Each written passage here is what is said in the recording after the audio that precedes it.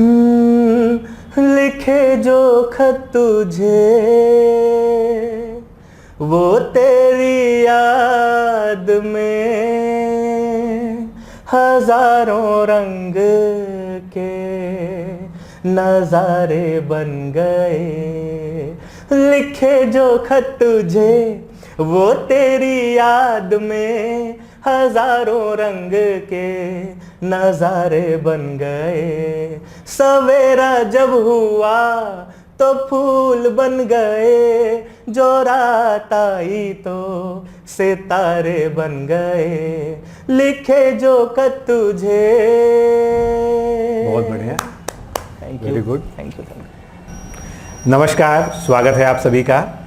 आज हमारे साथ हैं शिवांशु मिश्रा जी, जिनका पीसीएस 2024 में अभी रिसेंटली असिस्टेंट कमिश्नर इंडस्ट्रीज के पद पर चयन हुआ है। शिवांशु जी हमारे मेंटोरशिप प्रोग्राम में जो इंटरव्यू के लिए हम लोगों ने स्टार्ट किया था उसमें थे, और साथ ही में जो हमारा समीक्षा अधिकारी का बैच था उसमें भी जो है इन्होंने हमारे साथ जो है समीक्षा अधिकारी परीक्षा की तैयारी की है। तो हम लोग ये कह सकते हैं कि एक लंबे समय से डिकोड एग्ज़ाम्स के साथ जुड़कर ये तैयारी कर रहे थे, पढ़ाई कर रहे थे, और आज इनको जो है एक बड़ी सफलता के रूप में जो है पीसीएस में इनका चयन हुआ है। शिवांशु, बहुत बहुत बधाई हो उसके लिए जो है। थैंक यू, ठीक है। तो शुरुआत करते हैं। बहुत सारे प्रश्न, बहुत सारी बातें जो है शिवांशु से करनी है, और उसमें फोकस ये रखना है कि आप लोग जो है जो जानना चाहते हैं, जो एक रियल एस्पायरेंट से सुनना चाहते हैं, वो सारी बातें कहीं भी पीछे नहीं रह जाएंगी। तो सबसे पहला जो है आपका जो है कि आपका जब ये चयन हुआ तो आपका और आपके घर वालों का क्या रिएक्शन है इसके लिए जो है? सर मतलब वो शुरू में तो भरोसा ही नहीं हो रहा था किसी को। एक तो रात में 12 बजे रिजल्ट आया, आधे मतलब सब लोग तो सो चुके थे, मेरी माँ जग रही थी, उनको मैंने बताया, फिर सबको जगाया गया, फिर सब लोग नीचे आए। और सर सबसे अच्छी चीज़ जो हुई है ना, मेरे एक्चुअली हम लोग 4 भाई हैं, और मेरे भाई सब अच्छी मतलब अच्छी जगह पे पढ़ लिख के सब उन्होंने अचीव किया है सब कुछ। सर उन्होंने पहली बार मेरी किसी अचीवमेंट पे उन्होंने स्टेटस लगाया। अरे वाह। और उन्होंने ये तक बोला कि उनका स्टेटमेंट जो उसमें कैप्शन था वो ये था कि you are little brother but now you are elder to all of us. तो वो सर बहुत बड़ी बात है मेरे लिए, क्योंकि मेरे भाइयों ने हमेशा वो रोल मॉडल रहे हैं मेरे लिए। तो सर ये कुछ चीज़ें जो हैं ये मतलब मैं कभी नहीं भूलूंगा अपने जीवन में, कि जो गर्व मैंने कल अपने माता पिता के चेहरे पे और अपने भाइयों के चेहरे पे जो जिनको मैं देख के मेरे अंदर ये मोटिवेशन आया, वो सर मैं भूल नहीं सकता, वो कभी नहीं भूल सकता मैं। चलिए, परिवार की बात चल रही है तो सबसे पहले हम लोग ये जानना चाहते हैं कि परिवार में कौन कौन लोग हैं जी। थोड़ा सा जो है सबके बारे में बताइए। सर हम लोग 4 भाई हैं और मेरी एक सिस्टर है। हमारे पिताजी जो हैं वो सेंट्रल बैंक ऑफ इंडिया से मैनेजर रिटायर हुए थे। अच्छा, वेरी गुड। और मेरे सर जो सबसे बड़े भाई हैं जिन्होंने मतलब उन्होंने बहुत कुछ किया है हम लोगों के लिए, क्योंकि सर ऑफ कोर्स 5 लोग थे हम लोग। बड़ा भाई पिता तुल्य वैसे भी हो जाता है। सबकी पढ़ाई लिखाई और तो मेरे फादर एक पॉइंट ऑफ टाइम पे ये था कि मेरे फादर नहीं मैनेज कर पा रहे थे, क्योंकि लोन उन्होंने ले रखे थे बैंक से और सब। तो उस टाइम पे सर मेरे भैया ने उन्होंने तुरंत बीटेक करने के बाद उन्होंने तुरंत जॉब ज्वाइन की, जबकि उनका जो टैलेंट है और वो उससे बहुत कुछ डिजर्व करते हैं, बट वो प्राइवेट में चले गए सिर्फ हम लोगों के लिए। और फिर सर उन्होंने ओवर टाइम किया, रात भर जाग के। उनकी जिस उम्र में लोग मौज मस्ती करते हैं मेहनत करने के बाद, उन्होंने रात में ओवर टाइम किया हम लोगों के लिए, ताकि वो अपने भाइयों को पढ़ा सकें अच्छी जगह। उसका सर परिणाम ये निकला कि जो मुझसे मैं सबसे छोटा हूँ 4 भाइयों बहनों में। मुझसे सर जो जस्ट मेरे बड़े भाई हैं वो न्यूरोसर्जन है पीजीआई में, उन्होंने एमसीएच किया है। और उनसे बड़े वाले भैया जो हैं वो इंडियन ओवरसीज बैंक में मैनेजर हैं स्केल 3 के। और फिर सबसे बड़े भैया हैं मेरे, वो करता धरता रहे हम लोगों के। उन्होंने ही मतलब एक तरीके से उन्होंने शुरुआत की थी आगे बढ़ने की, नहीं तो परिस्थिति वाकई बहुत ख़राब थी। पिताजी से हमारे इतना नहीं मैनेज हो पा रहा था। और सर मैं एक चीज़ ये कहना चाहूँगा सबसे कि पेपर में नाम छप जाता है, माता पिता को भी क्रेडिट मिल जाता है, लेकिन जो सर बड़े भाई बहन होते हैं सबसे, उनको क्रेडिट मैंने देखा है नहीं मिलता है। ना पेपर वाले उनके बारे में कुछ छापते हैं ना कोई और। तो सर मैं आपके इस मंच से मैं शुक्रिया अदा करता हूँ आपका कि आपने मुझे मंच प्रोवाइड किया है, ताकि मैं ये बात बोल पाऊँ कि सर मेरी सबसे बड़ी दीदी हैं, हम 5 लोगों में वो सबसे बड़ी हैं, उनके बिना और जो मेरे बड़े भैया हैं उनके बिना ये पॉसिबल नहीं था, ये बिल्कुल पॉसिबल नहीं था। उन्होंने जो सर सैक्रिफाइसेस किए हैं हम लोगों के लिए, कि उन्होंने अपने सपनों को दांव पे लगाकर हम लोगों की पढ़ाई लिखाई करवाई और बहुत उसमें मतलब, तो सर उनका मैं मतलब कर्जदार हूँ, मैं उनका कर्ज कभी नहीं चुका सकता। और मैं रिक्वेस्ट करूँगा आप लोगों से कि अगर आप लोगों के घर में ऐसे भाई बहन हैं, बड़े भाई बहन जो आपके लिए, तो उनका सम्मान ज़रूर करिए, है ना, उनका योगदान कभी मत भूलिए। और माता पिता तो हैं ही हैं, तो सर यही है चलिए मेरा परिवार। अच्छा। तो बाकी आप हैं मेरा परिवार। तो कुल मिलाकर आप अपनी सफलता का श्रेय जो है पूरे परिवार को देते हैं। बिल्कुल, परिवार बिल्कुल, के बाहर आपके जैसे दोस्त हैं, शिक्षक हैं, जी। कौन किन किन लोगों ने आपकी जो है पूरी जर्नी में मदद की है? सर परिवार के बाहर तो जैसे मैं अगर सच बोलूं तो शिक्षकों के मामले में सर मैं बहुत लकी नहीं रहा हूं, मतलब लिटरली, क्योंकि मेरा मानना है कि गुरु, मतलब मैंने उनको हमेशा गुरु तुल्य माना है और मैंने मतलब ऐसा है कि मैं उनके चरणों में पड़ा रहता था। बट उनका फिर जो कंडक्ट रहा है वो मुझे उतना, जब तक आप नहीं आए जीवन में मेरे तो क्योंकि सर देखिए स्टूडेंट्स को भी पता होगा, आपको भी पता होगा कि ये जो सिविल सर्विसेज है ये मतलब कुआं है एक तरीके का, यहाँ पे हर तरीके के लोग हैं। और सर जैसे लोग कहते हैं कि अर्जुन जैसे शिष्य नहीं है, अर्जुन जैसे और कर्ण जैसे शिष्य नहीं है, तो सर द्रोणाचार्य जैसे गुरु भी बहुत कम है आजकल, वो भी एक रीजन है। तो सर वो मैं अपने गुरुओं में अगर मैं देखूं तो मैं आपको श्रेय देना चाहूंगा। आपने मतलब बहुत, आप जानते ही हैं कि जब मुझे बहुत जरूरत थी तो मैंने तो काम भी किया है आपके लिए, तो वो सर बहुत जरूरी। यहाँ पे मैं बता दूं आप लोग को कि ये तैयारी भी करते थे, हम लोग के मार्गदर्शन में भी थे, साथ में जो हमारा समीक्षा अधिकारी का बैच था उसमें हमारे सहयोगी की तरह भी जो है शिवांशु जी ने काम किया है, एक कंटेंट राइटर के रूप में। बाकी और भी बहुत सारे रोल थे, वो सब यहाँ पर बताने की आवश्यकता नहीं, लेकिन हाँ इनमें बहुत सारे टैलेंट हैं। उनमें एक टैलेंट ये भी है कि ये पढ़ने के साथ में और भी इनको बहुत सारे अच्छे जो है इनकी स्किल्स हैं।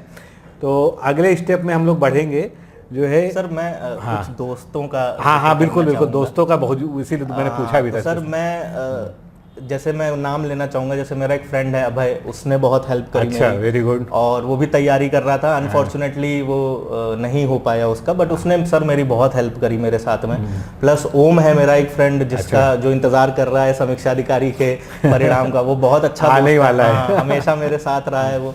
उसके बाद मेरा एक जब मैं जॉब करता था सर MNC में, तो वहाँ का एक फ्रेंड है मेरा दीपक, उसने बहुत हेल्प करी। एक दोस्त है मेरा सुरजील, उसने बहुत हेल्प करी। और sir last but not the least मैं अपनी एक दोस्त का नाम लेना चाहूँगा जो बहुत मतलब बहुत करीब है मेरे लिए, बहुत स्पेशल है। वो इस जर्नी में हमेशा मेरे साथ थी, क्योंकि सर क्या होता है कि कभी कभी आप अपने परिवार से चीज़ें नहीं शेयर कर सकते। जैसे कि इस उम्र में मैं अपने परिवार के सामने जनरली नहीं रोना चाहता हूँ कि भाई, क्योंकि मेरे माँ बाप, उनकी उम्र हो गई है, मैं उनको तकलीफ नहीं देना चाहता हूँ। तो सर वो हमेशा साथ थी मेरे, उसने हमेशा मतलब मैं टूटा रोया या जो भी था उसने हमेशा संभाला, जो है हमेशा साथ दिया।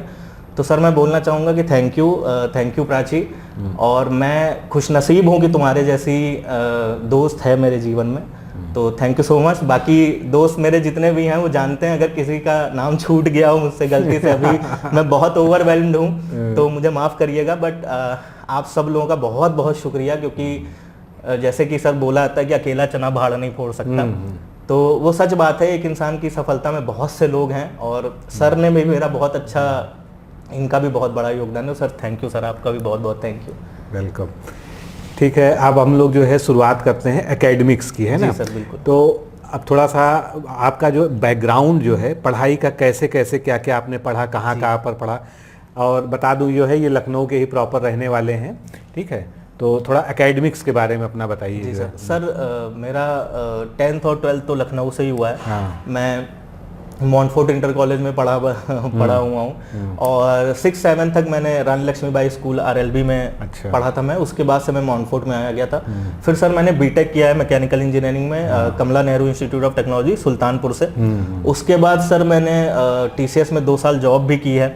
फिर सर जॉब छोड़ने के बाद मैंने 2 साल म्यूजिक में हाथ आजमाया है। उसके बाद फिर मैं इस तैयारी में आया हूँ, और सर बस यही है छोटा सा जीवन मेरा। अच्छा, शिवांशु जी जो है म्यूज़िक में इनका बहुत इंटरेस्ट है, शेरो शायरी भी करते हैं, गाना भी गाते हैं, और कई सारे जो है वाद्य यंत्र भी जो है ये बजा लेते हैं, प्ले कर लेते हैं।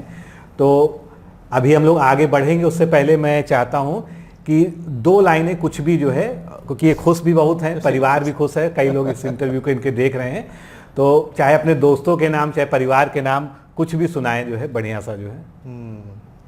सर मतलब रफ़ी साहब जो हैं वो बहुत प्रिय हैं मुझे, और उनका एक सॉन्ग है जो मतलब दोस्तों के लिए तो ऑफ कोर्स नहीं है, बट वो बहुत दिल के मेरे करीब नहीं, है, ठीक है, जो पसंद है वही सुनाइए। वो सर वो सॉन्ग था जो मैंने पहली बार स्टेज पे परफॉर्म किया था, तो उसकी मैं कुछ लाइनें गाना चाहूँगा।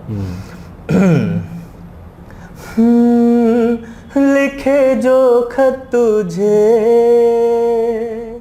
वो तेरी याद में हजारों रंग के नजारे बन गए।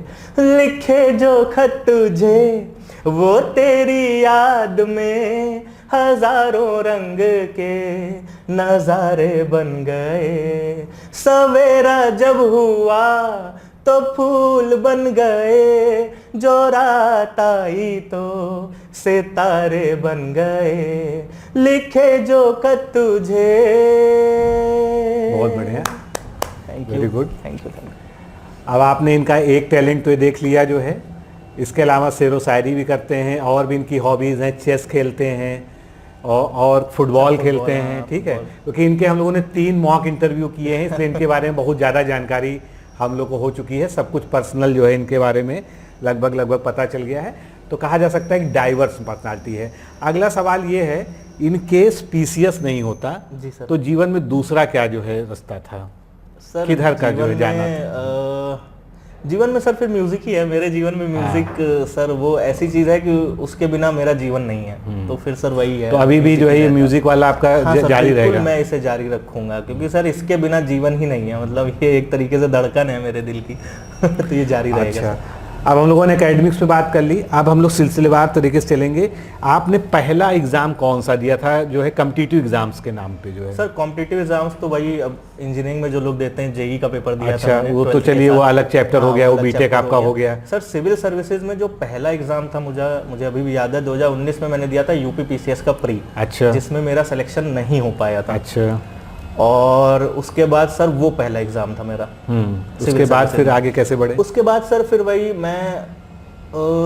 मैंने सर पीसीएस के अटेम्प्ट्स दिए, और यूपीएससी के अटेम्प्ट्स भी मैंने बीच में दिए, और मैंने यूपीएससी के मेंस भी लिखे हुए हैं।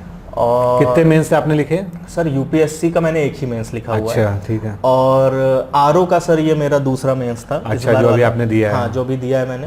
21 का सर जो पेपर था उसमें कट ऑफ रह गई थी मेरी 4-5 नंबर से। अच्छा, तो वो दिन अभी भी याद रहे है मुझे, वो रात जहाँ तक मुझे ध्यान है 20 जनवरी 2023। हाँ बिल्कुल सही बात है, बिल्कुल भी हमको और सर वो बड़ी ही मतलब क्या बताऊँ मैं, आप तो समझ ही सकते हैं। हमारे संस्थान से 38 चयन हुए थे उसी में जो है।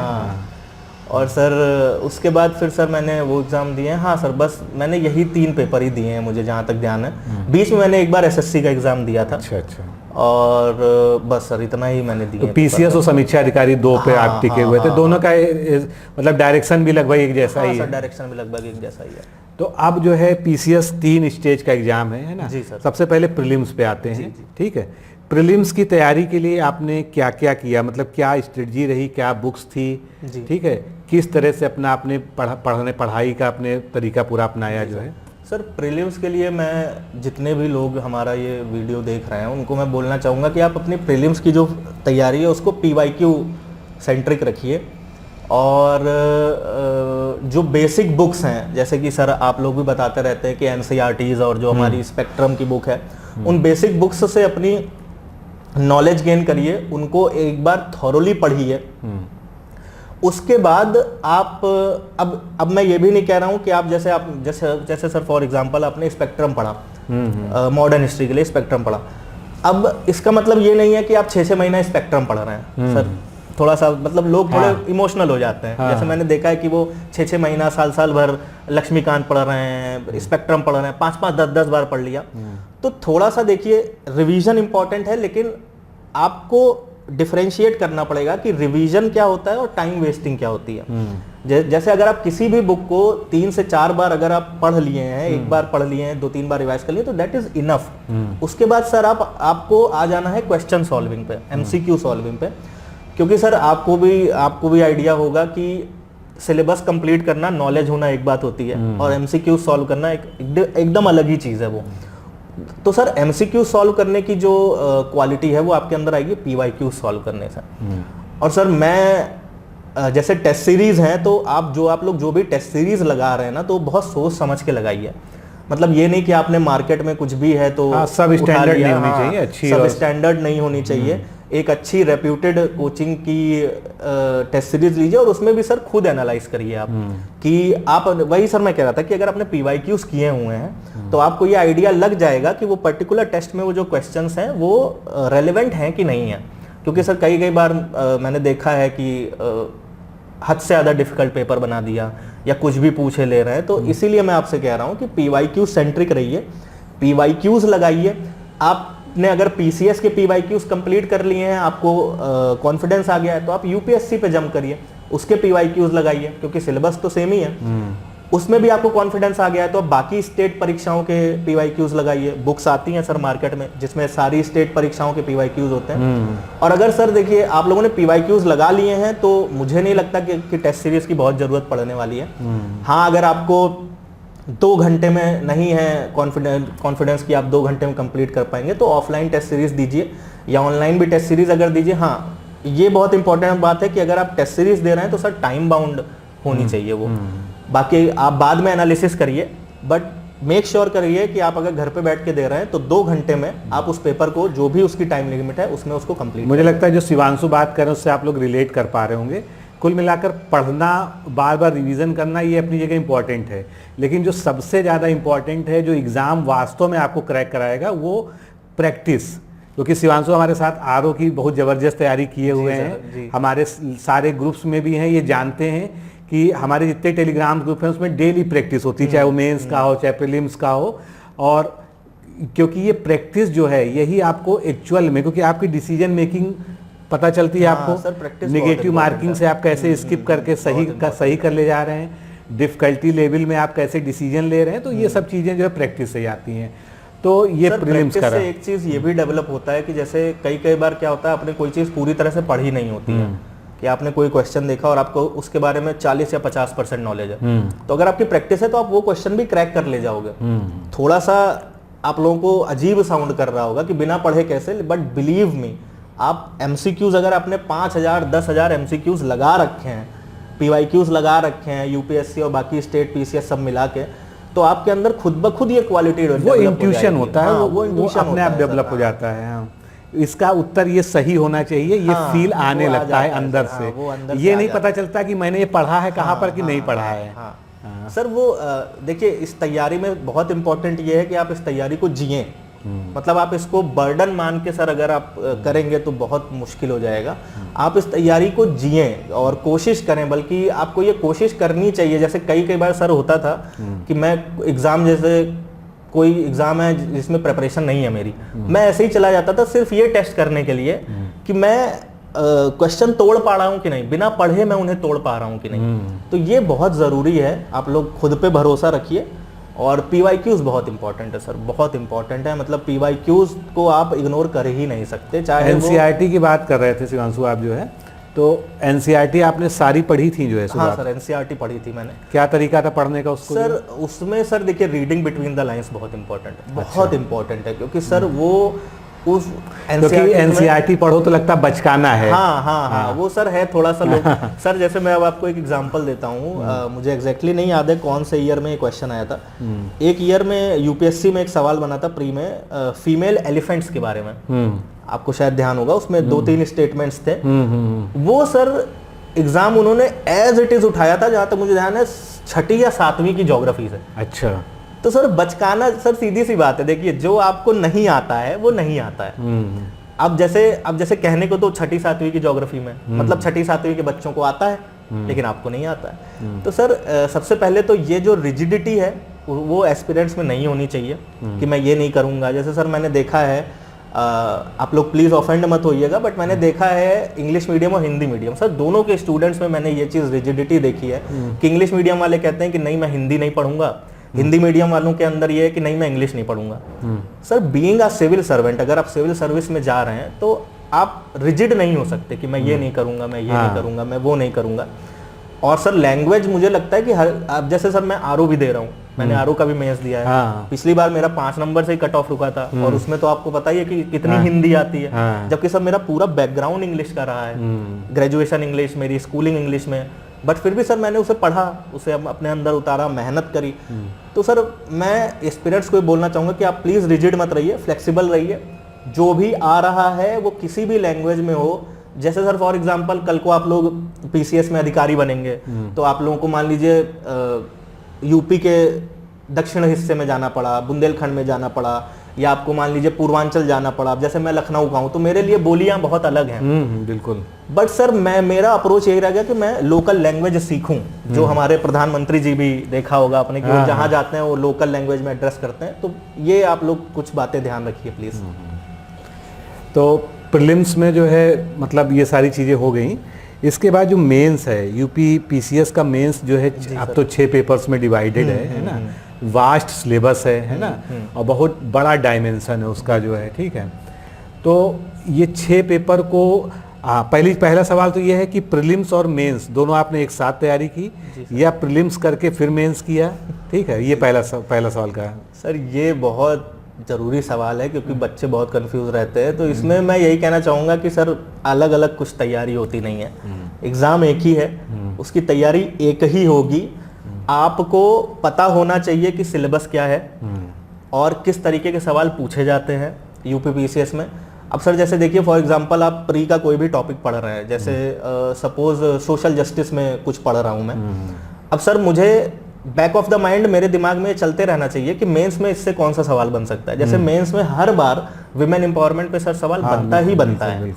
तो अगर आप प्री की तैयारी कर रहे हैं, आप कोई भी डेटा पढ़ रहे हैं या कोई भी स्कीम, सपोज आप मिशन शक्ति पढ़ रहे हैं, तो उसमें सर आपको जो प्री वाले फैक्ट्स हैं वो तो पढ़ने ही हैं, आपको थोड़ा उसका ओवरऑल, मैं ये नहीं कह रहा हूं कि आप एकदम उसमें पीएचडी कर लो, एनालिटिकल थोड़ा सा उसको जो है, जैसे मैंने आपको अभी बताया कि पढ़ाई और टाइम वेस्टिंग में फर्क होता है, तो उसमें डिफरेंशिएट करिए।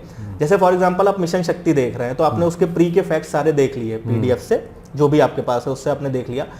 अब आपको एक ओवरव्यू पता होना चाहिए, उसका एक ओवरऑल आइडिया कि वो स्कीम किस लिए है, और अगर मेंस में ये सवाल आता है तो मैं इस पे कैसे लिखूंगा। जैसे कि फॉर एग्जांपल अब आपको पता है कि वो ओवरऑल विमेन एम्पावरमेंट की बात करती है, तो आप उसमें ओवरऑल विमेन एम्पावरमेंट ध्यान रखिए। आप उसमें कुछ सर जैसे कुछ फ्रेजेस होते हैं, कीवर्ड्स होते हैं कि नारी शक्ति, ये सारे कीवर्ड्स को आपको यूज करना है ना। जैसे हमारे प्रधानमंत्री भी बहुत सारे इस तरीके से नारियों से रिलेटेड स्लोगन्स देते हैं, महिलाओं से रिलेटेड। तो इस तरीके से आपको अपनी तैयारी करनी है कि आप ये, मैंने सर फिर वही बात है कि रिजिड होने वाली बात है, आपको रिजिड नहीं होना है कि मैं अगर प्री की पढ़ाई कर रहा हूं तो नहीं मैं सिर्फ प्री ही की पढ़ाई करूंगा, उसके आगे मुझे कुछ दिखेगा तो मैं नहीं, आप न्यूज़पेपर पढ़ रहे हैं, आप कुछ भी पढ़ रहे हैं तो आप फोकस रखिए प्री की पढ़ाई पे, but back of the mind आपके चलते रहना चाहिए कि इस पर्टिकुलर फ्रेज। अब जैसे सर आपको मान लीजिए न्यूज़पेपर पढ़ते टाइम कोई फ्रेज मिला तो, और आप कर रहे हैं तैयारी प्रीलिम्स की, बट आपके बैक ऑफ द माइंड ये होगा कि ये फ्रेज इंपॉर्टेंट है, इसको मैं मेंस में कहीं लिख सकता हूं, तो आप उसको नोट कर लीजिए। तो रिजिड मत बनिए, और तैयारी साथ में ही होती है, बस थोड़ा फोकस ऊपर नीचे होता है। आपका एग्जाम के 2-3 महीने पहले प्री पे फोकस ज्यादा रहेगा, मेंस पे कम रहेगा, तैयारी साथ ही होती है। यही हम लोग भी अपने बैच में, और जब भी आप लोग से स्ट्रेटजी की बात करते हैं कि हमेशा ये मान के मत चलिए कि ये एग्जाम 3 पार्ट्स में बटा है, ठीक है, 3 स्टेजेस जरूर हैं लेकिन सब कुछ एक है, उसमें कुछ भी अलग नहीं है। जब आप प्रीलिम्स पढ़ रहे हो तो मेंस दिमाग में होना चाहिए, मेंस पढ़ रहे हो तो प्रीलिम्स भी दिमाग में होना चाहिए। अगर आप एक जो है कलेक्टिव अप्रोच के साथ पढ़ेंगे, एक समग्रता के साथ उसको देखेंगे, तो एक बेहतर तरीके से तैयारी होगी। जरूरी इसलिए भी है एक मल्टीपर्पस अप्रोच, क्योंकि जब आप इंटरव्यू पे पहुंचोगे, बस अभी मैं यही पॉइंट उठाने वाला था, तो आपको सर फिर पूरे जीवन का एक्सपीरियंस वहां डालना पड़ेगा, उसमें आप फिर आपको हर चीज मिक्स करके एक क्रक्स बनाना पड़ेगा वहां पे। तो ये आप लोग आदत पहले से ही डेवलप करिए कि कोई वास्ट अगर 4 पेज का टॉपिक है तो उसको आप एक पेज में कैसे सम अप कर पा रहे हैं, ये आदत आपको डेवलप करनी है। और ये सर आगे जाके आपकी अभी सर्विस में पहली भी बार काम हम आएगा। लोगों ने आपके साथ ही शुरुआत की थी, 25 इंटरव्यू मॉक किए जो है हमारे इसी संस्थान में, और उससे पहले काफ़ी सारे इंटरव्यूज़ जो है मतलब देखे और नॉर्मली गाइड किया, लेकिन जब एक्चुअल मार्क इंटरव्यू किए तो स्टूडेंट्स के साथ बहुत अच्छा इंटरेक्शन हुआ और कुछ चीज़ें समझ में आई कि कुछ लोग की पर्सनालिटी जो है बहुत दबी दबी सी होती है, उनका एकेडमिक्स बहुत अच्छा है, मतलब उनसे आप अगर 150 क्वेश्चन है तो वो उसमें से 149 सही कर देंगे, कोई इसमें डाउट नहीं है, और मेंस बहुत अच्छा लिख देंगे, सारे स्किल है। लेकिन जहाँ पर जो है कम्युनिकेशन की बात आती है, फ्लुएंसी की बात आती है, किसी एक टॉपिक पे अपने विचार व्यक्त करने की बात आती है, या कोई डिसीजन मेकिंग का क्वेश्चन आता है, तो वहाँ पर लगता है कि इन्होंने केवल और केवल विशुद्ध पढ़ाई की है, उसके साथ में जो है जो उनको आसपास और चीज़ें करनी थी वो नहीं किया है। सर उसका रीज़न जो मैंने देखा है बच्चों में, उसका सर रीज़न ये है कि लोग इस तैयारी को अपना पूरा जीवन बना लेते हैं, जबकि हमको ये ध्यान रखना है कि ये हमारे जीवन का एक हिस्सा है। तो अगर आपकी कोई हॉबी है, या सपोज मान लीजिए आपको मूवीज देखना पसंद है, तो आप वो करते रहिए। जैसे आप एग्जाम दे के आए और अब आपका, तो आप रेस्ट करिए, 5, 10, 15 दिन आप रेस्ट करिए, घूमिए फिरिए, ट्रैवलिंग का शौक है ट्रैवलिंग करिए। अब अपने जीवन का केंद्र बिंदु मत बनाइए ये एग्जाम। हाँ ठीक है, मैं मानता हूँ कि बहुत हार्ड वर्क लगता है सर, और स्मार्ट, जैसे लोग आगे स्मार्ट वर्क की बात करते हैं, तो सर वो थोड़ा फ्लॉड है कॉन्सेप्ट मुझे लगता है। आपको स्मार्ट वर्क हार्डली करना पड़ेगा, हार्ड वर्क के साथ साथ स्मार्ट वर्क है सर। हार्ड वर्क बहुत इंपॉर्टेंट है, बट दिन में 24 घंटे होते हैं सर, आप 8-10 घंटे भी पढ़ाई कर रहे हैं, उसके बावजूद भी आपके पास टाइम है, आप अपने दोस्तों से बात करिए, फैमिली से बात करिए। तो सर ये जो आपने पॉइंट उठाया है बहुत इंपॉर्टेंट है, मुझे लगता है कि आपको अपनी पर्सनैलिटी भी डेवलप करनी है पढ़ाई के साथ। अच्छा, मुख्य परीक्षा जो है मुख्यतः जो है लेखन पे फोकस करती है, ठीक है। तो आपका जो है पढ़ाई का एग्जैक्ट तरीका क्या था? किताब पढ़ते थे, पढ़ते समय लिखते भी रहते थे, ठीक है, या पढ़ा उसके बाद जो है कोई क्वेश्चन फ्रेम करके उसके बाद उसका आंसर राइटिंग की, मतलब एग्जैक्ट क्या करते थे जो है सर इसमें मैं एकदम शुरू से बताना चाहूँगा कि सर शुरू में तो जब आंसर राइटिंग हम शुरू करते हैं तो कुछ आइडिया होता नहीं है, तो उस टाइम सर मैं ये तरीका अपनाता था कि जैसे मान लीजिए कोई भी क्वेश्चन है तो मैं उसको सर्च करता था गूगल पे, और मैं उसका बेस्ट से बेस्ट आंसर फ्रेम करता था, 2-1.5 पेज में जितने भी है बेस्ट से बेस्ट आंसर गूगल पे सर्च किया, जितने भी पेजेस खुले, मल्टीपल कोचिंग्स के सॉल्व्ड पेपर्स खुले, उनको देखा, उनसे पॉइंट्स उठाए, तो सर मैं कोशिश करता था कि बेस्ट पॉसिबल आंसर मैं देख के लिखूं। तो शुरू में सर मैंने कुछ टाइम यही किया। उसके बाद सर जब चीज़ें समझ में आने लगी कि, क्योंकि सर ये एग्ज़ाम ऐसा है कि वो चीटिंग नहीं है, अच्छा आप लोग इसको चीटिंग मत समझिएगा, मैं आपको यही बोलूँगा, एडवाइस करूँगा कि शुरू में आप जब आंसर राइटिंग शुरू कर रहे हैं तो देख के लिखिए। जो आंसर फ्रेमिंग है गूगल पे सर्च करिए, वो क्वेश्चन आपको मल्टीपल आंसर्स मिल जाएंगे, उनको देखिए, उनसे अच्छे पॉइंट्स उठाइए, क्योंकि सर इससे क्या होता है ना कि जब आप देख के आंसर्स अपने मल्टीपल सोर्सेज से वो करते हैं, तो पहली चीज़ तो आपके अंदर ये कला डेवलप होती है क्रक्स वाली, कि जैसे 10 पेज हैं, उन 10 पेज पे अलग अलग आंसर दिया हुआ है, आपने उन सारे आंसर्स को 2 पेज में उतार दिया, तो ये सर कला कब डेवलप हो जाएगी ना, आपको पता ही नहीं चलेगा सर। खूबसूरती इस एग्जाम की आज तो जो है मतलब नए अभ्यर्थियों के लिए इतना अच्छा प्लेटफॉर्म एआई का आ गया है, गूगल जेमिनाई आ गया है, इधर चैट जीपीटी है ही है ना, मतलब क्या कोई किताब जो है इतना अच्छा आंसर देगा जितना बढ़िया जो है वो लोग दे रहे हैं, अगर उनको सही कमांड दिया जाए जो है। सर देखिए, वो हम बिल्कुल, आपकी बात एकदम सही है कि वो चैट जीपीटी और उनके आंसर्स बहुत अच्छी क्वालिटी के रहते हैं, बट सर ह्यूमन जो बुक्स हैं वो उनका नहीं वो बात सही है। और मतलब सर हमको बेसिकली जो स्टूडेंट्स हैं उनको हर एक चीज़ को जो भी उनके काम की है, सर मैंने वही बोला, इमोशनल नहीं होना है आपको।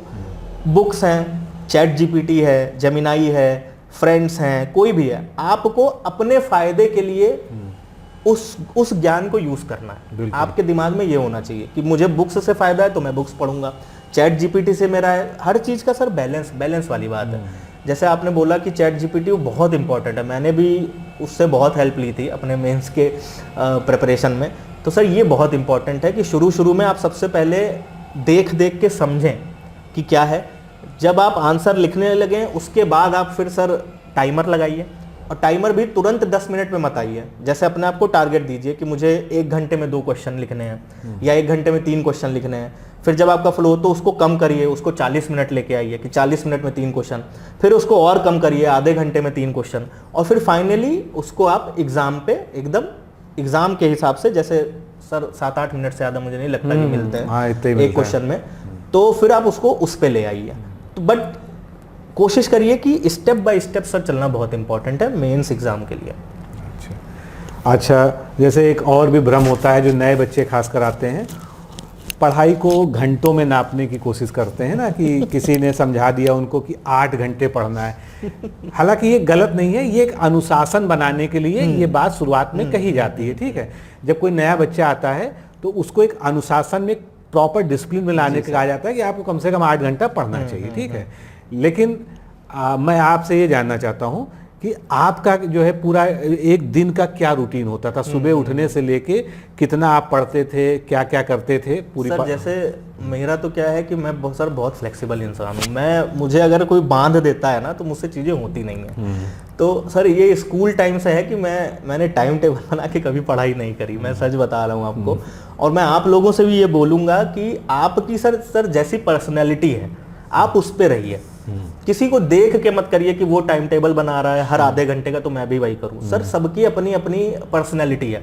कुछ लोगों को सर टाइम टेबल पसंद होता है, कुछ लोगों को टाइम टेबल नहीं पसंद होता है। और सर दोनों टाइप के लोग अपने उसमें, जैसे कहा जाता है सुबह उठिए, कुछ लोग सुबह उठे हैं वो बहुत सक्सेसफुल हैं, कुछ लोग रात में जगते हैं वो भी बहुत सक्सेसफुल हैं। बिल्कुल बिल्कुल। तो सर आपकी अपनी पर्सनैलिटी है। रात भर पढ़ने वाले लोगों ने भी एग्जाम क्रैक किया है, सुबह 4 बजे उठने वाले लोगों ने भी एग्जाम क्रैक किया है। तो ये आपकी अपनी पर्सनैलिटी है। मैं खुद रात में जगता हूँ, सर को पता है कि मैं खुद रात भर जगता हूँ, लेकिन मैं सर आपको ये एडवाइस करना चाहूँगा कि क्योंकि सर हमारी जो जॉब है वो सुबह की ही है, हमको सुबह ही ऑफिस जाना है, 9-10 बजे शाम को लौटना है।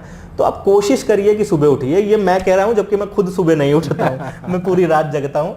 बट मैं अपने पर्सनल एक्सपीरियंस से कह रहा हूँ कि आप सुबह उठने की कोशिश करिए। अगर नहीं होता है, मान लीजिए आप नाइट आउल हैं, तो आप रात में पढ़ाई करिए, कोई प्रॉब्लम नहीं है। दोनों टाइप के लोग होते हैं। और रही सर बात टाइम टेबल की, तो मैंने सर कभी नहीं बनाया।